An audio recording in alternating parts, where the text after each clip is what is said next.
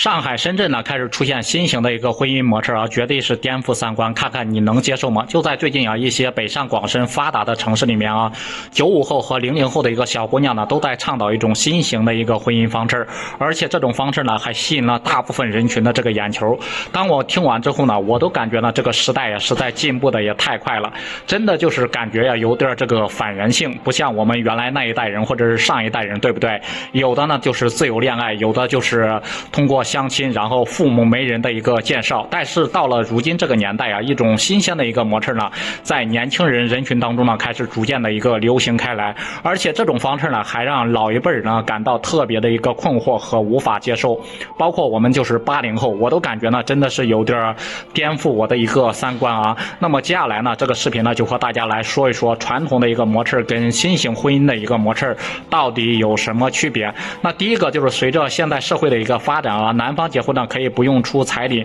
女方呢也不用赔什么嫁妆啊，这个模式呢就给光棍啊，特别是农村的光棍带来的一些好处，包括在农村里面有很多年轻人，两个年轻人都是想结婚在一起嘛，可是最后呢都是因为高昂的一个彩礼，也会导致就是最后结不了婚的一个问题嘛。就像我公司呢是有一个同事，他是一个00后嘛，就在上个月也是刚刚结婚的，他们的婚姻模式呢，也就是这种男女双方呢都不用出钱，毕竟呢现在年轻人真的是压力非常的大，真的是压力山大啊。对于这种模式呢，我感觉呢还是挺友好的。那第二个就是现在越来越多的年轻人呢，只选择这个领证，就是9块钱领个证，然后不办这个婚礼了。在我的印象当中啊，这种模式呢容易出现在老年人的一个身上，可是现在呢越来越多的年轻人也开始流行了起来，他们呢不再愿意消耗太多的一个金钱，包括花费在这个请客上面，就是他们宁愿呀就是拿着这些钱呢去外面去旅游，去出国去旅游，吃遍全国的一个美食。在他们看来呀，两个人呢只要是真心相爱，至于那种办不办婚礼，然后办不办那种仪式都是无所谓的，重要的就是两个人呢在一起要幸福要快乐。第三个就是说到赡养老人的一个问题啊，那就是各负各的一个责任，然后各自呢养各自的一个父母，也不牵扯到别人啊，也不跟别人呢，然后别人的父母呢制造这个任何的麻烦，就是你的父母呢有你密切的一个联系，我的父母呢由我负责照顾。假如说遇到了过年过节周末是吧，也不需要送什么礼物或者是什么红包之类的，给老人包红包之类的啊。但是我觉得呢，赡养老人呢是一项非常重大的一个责任，我们大家呢作为儿女呢都应该认真的去对待，保证呢他们都能够得到这个照顾和关爱。那第四个呢，就是说结了婚以后呢，包括买了房子还买了车子，为了公平起见啊，男女双方呢都需要各出一半，而且双方呢也不用进行这个婚前的一个财产公证啊。日子呢要是过得好的话呢，那就在一起享受这个甜蜜的一个爱情。如果说日子呢实在是过不下去的话，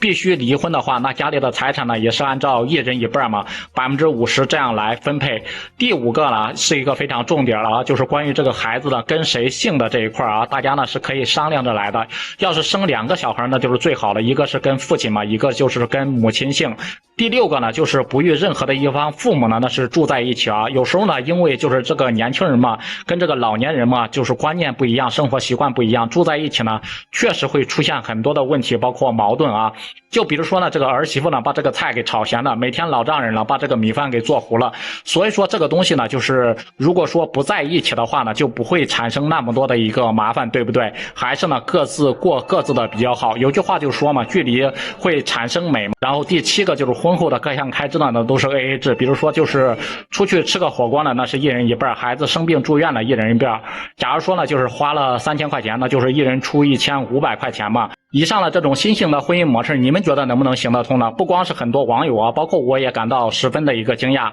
听起来呢，并不像夫妻呢在过日子，反而呢像2个人呢在经营一项事业一样，还不如呢就是一个人单身生活来的简单舒服啊。毕竟呢，每一种这种婚姻模式呢都有着适合的一个环境，包括人群。所以说呢，我们应该根据自己的一个情况啊，做着合适自己的一个选择。而且的话呢，好多人也对这个 AA 制这个话题也是提出了一些质疑啊。有人就说呢，女人生个孩子可以实行这个 AA 制吗？男的怀5个月，女的怀5个月。不知道对于这个问题看视频的朋友你们是怎么看待？也欢迎呢在评论区里面留言讨论。